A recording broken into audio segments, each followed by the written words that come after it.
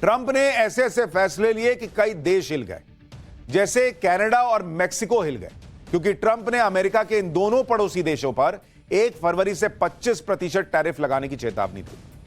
चीन हिल गया भाई, क्योंकि ट्रंप ने पनामा नहर से लेकर WHO और पेरिस क्लाइमेट एग्रीमेंट पर चीन को जबरदस्त तरीके से सुना दिया।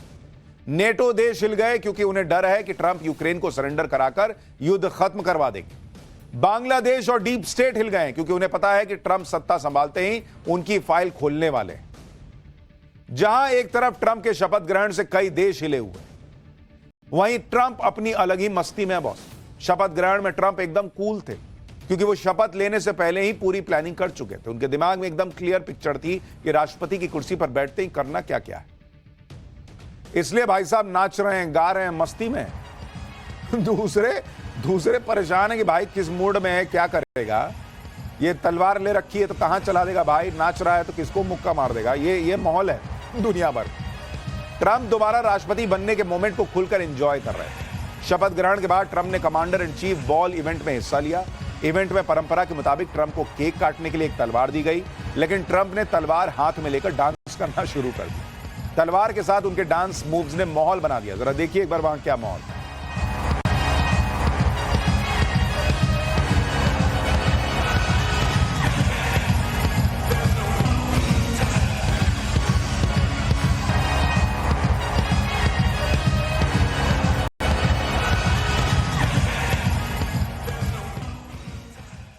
भाई भी पूरा कैरेक्टर है, वो फर्क नहीं पड़ता इनको कि मैं अमेरिका का राष्ट्रपति हूं, दुनिया देखेगी तो क्या है, नाच रहे हैं।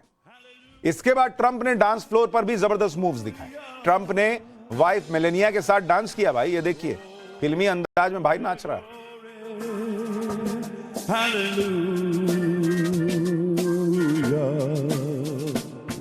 But all my trials, Lord. भाई का रौला है। ट्रंप के बाद अगर सबसे ज्यादा कोई था तो वो थे ट्रंप के खास दोस्त एलन मस्क, वो ट्विटर वाले भाई साहब। ट्रंप की जीत से मस्क कितने एक्साइटेड थे, उनके चेहरे और हाव भाव में दिख रहा था। ये देखिए भाई, सब ऐसा लग रहा है कि कुछ लगा के आए थे। समारोह के दौरान वो नाचते गाते झूमते दिखे। एक बार ये एलन मस्क का नाच गाना भी देखिए।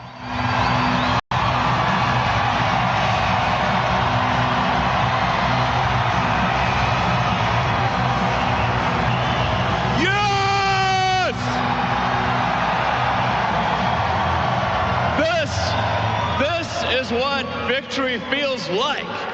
Yeah. एक चीज अच्छी लगती है कि जो मन में है वो सामने है। यहां भारत में क्या है, बहुत दबा के इमोशन रखने पड़ते हैं, हर चीज का एनालिसिस होता है। ऐसे कैसे कर दिए बॉस, ऐसा कैसे कपड़ा पहन लिया, ऐसा कैसे हो गया। वहां खुला चल रहा है। ट्रंप ने शपथ लेते ही 2 नैरेटिव को भी हवा में उड़ा दिया। एक तो क्लियर बता दिया कि दोस्त कौन है, दुश्मन कौन है। भाई ट्रंप ने शपथ लेते ही चीन की क्लास लगा दी। बता दिया कि भले ही शपथ का न्योता दिया था, लेकिन उससे यह मत समझ लेना कि तुम पर कोई नरमी बरतूंगा। दूसरी बात, ट्रंप के शपथ ग्रहण समारोह में एंटी मोदी इकोसिस्टम का वो माहौल भी मिट्टी में मिल गया, जिसमें कहा जा रहा था कि ट्रंप ने तो मोदी को शपथ का न्योता ही नहीं दिया, जबकि चीन के राष्ट्रपति को बुलाया था। आप डोनाल्ड ट्रंप के शपथ ग्रहण समारोह की तस्वीरें देखिए। इस समारोह में भारत के विदेश मंत्री एस जयशंकर फ्रंट रो में बैठे हैं बॉस, फ्रंट रो में। जब ट्रंप मंच पर शपथ ले रहे थे तो उनके ठीक सामने सबसे आगे भारत के विदेश मंत्री एस जयशंकर बैठे हुए थे। जबकि भारत ना तो नेटो देश का सदस्य है, ना ही कोई ऐसा पुराना पश्चिमी देश जिसके अमेरिका से बहुत मजबूत संबंध रहे।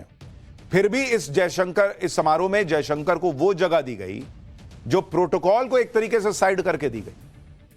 बड़े बड़े देशों के नेता वहां नहीं बैठे थे, जहां अपने भारत के विदेश मंत्री बैठे थे। ट्रंप भारत को अपने करीब और अपने सामने रखना चाहते थे, यह मैसेज दिया गया। कूटनीति में इसी तरह के मैसेज दिए जाते हैं।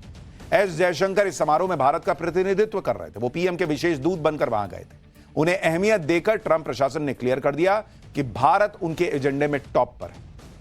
आप इस बात को इससे भी समझ सकते हैं कि इस समारोह में जापान के विदेश मंत्री भी मौजूद थे, लेकिन जापान के विदेश मंत्री तीसरी लाइन में बैठे थे बॉस। यही तो आपको समझा रहा हूं। कई लोगों को लगा कि हाँ बैठा दिया पहले रो में तो क्या हो गया। जापान का विदेश मंत्री तीसरी रो में बैठ रहा है, अपने भारत का विदेश मंत्री फ्रंट रो में। मैसेज है ना बॉस। शपथ ग्रहण समारोह के दौरान जब ट्रंप मंच से भाषण दे रहे थे तो भारत के के विदेश मंत्री की तरफ भी देख रहे थे, उनसे मुखातिब होकर बोल रहे हो ऐसा लग रहा था। भारत के विदेश मंत्री एस जयशंकर ने जो फोटो शेयर की है, उसमें एक फोटो में ट्रंप उनकी तरफ देख रहे हैं और तस्वीरों को साझा करते हुए जयशंकर ने जो कहा वो भी बहुत है।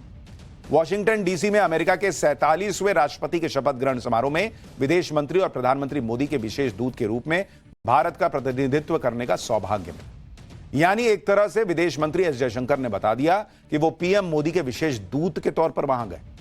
तो जो सम्मान मिल रहा है वो भारत को मिल रहा है, भारत के प्रधानमंत्री को मिल रहा है, और पीएम मोदी के इस विशेष दूत को ट्रंप प्रशासन ने पलकों पर बिठाकर रखा। आप यह भी याद कीजिए कि एस जयशंकर ने पिछले साल नवंबर में कह दिया था कि ट्रंप के आने से कई देश नर्वस हैं, लेकिन उनमें भारत नहीं। इस बीच यह भी खबर है कि पीएम मोदी ने विदेश मंत्री एस जयशंकर को एक खास चिट्ठी दी थी। यह चिट्ठी लेकर पीएम मोदी ने अपने दोस्त डोनाल्ड ट्रंप को के लिए विदेश मंत्री के हाथों भिजवाया था। इस लेटर में क्या है यह तो अभी पता नहीं चल पाया है। ट्रंप के राष्ट्रपति बनते ही पीएम मोदी ने सोशल मीडिया पर उन्हें बधाई दी। पीएम मोदी ने ट्विटर पर लिखा कि मेरे प्रिय मित्र राष्ट्रपति डोनाल्ड ट्रंप को अमेरिका के 47वें राष्ट्रपति के रूप में ऐतिहासिक शपथ ग्रहण पर बधाई। मैं एक बार फिर साथ मिलकर काम करने, दोनों देशों को लाभ पहुंचाने और दुनिया के लिए बेहतर भविष्य को आकार देने के लिए तत्पर हूं। आने वाले सफल कार्यकाल के लिए शुभकामनाएं।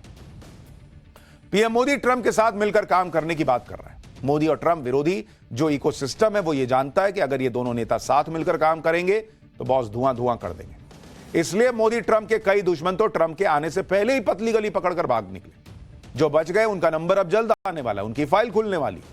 इसमें पहला नंबर तो डीप स्टेट का है, जो अमेरिका में ट्रंप और भारत में पीएम मोदी के खिलाफ साजिश रचता है। दूसरा नंबर बांग्लादेश का है, जो डीप स्टेट के इशारे पर भारत से पंगा ले रहा है। बांग्लादेश में हिंदुओं के साथ जैसा बर्ताव हुआ उस पर ट्रंप और मोदी पहले से ही भड़के हुए।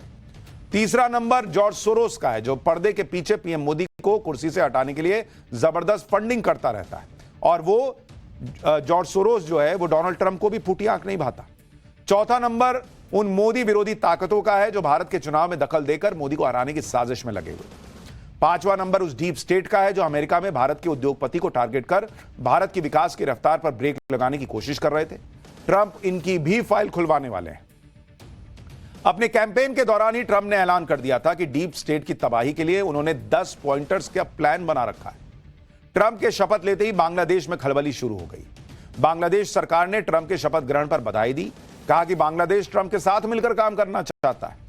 बांग्लादेश में वहां के एक्सपर्ट्स खुद ये बात कह रहे हैं कि ट्रंप के आने के बाद बांग्लादेश में जल्द से जल्द चुनाव होंगे। शेख हसीना के देश छोड़ने के बाद मोहम्मद यूनुस बांग्लादेश के अंतरिम पीएम है और यूनुस पर चुनाव कराने का दबाव भी बढ़ रहा है। भाई यूनुस के बारे में तो पहले ही कहा गया, ये तो अमेरिका का आदमी था, ये डीप स्टेट का आदमी था, इसको जो बाइडेन ने बैठाया था। तो इसको पता है कि जब बाइडेन अपनी कुर्सी नहीं बचा पाए तो मेरी कुर्सी क्या बचेगी। ट्रंप आएगा, धक्का मार के गिरा देगा।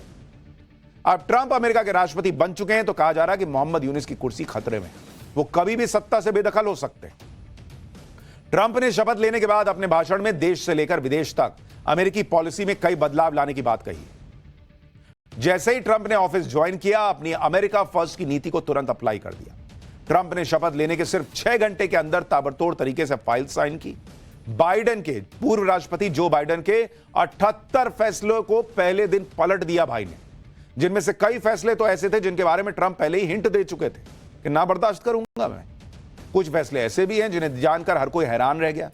ऐसा ही एक फैसला वर्ल्ड हेल्थ ऑर्गेनाइजेशन, वो WHO नहीं है, अमेरिका उससे बाहर निकल आया WHO से कि नहीं रहना है तुम्हारे साथ, तुम क्या संगठन हो जी, बात।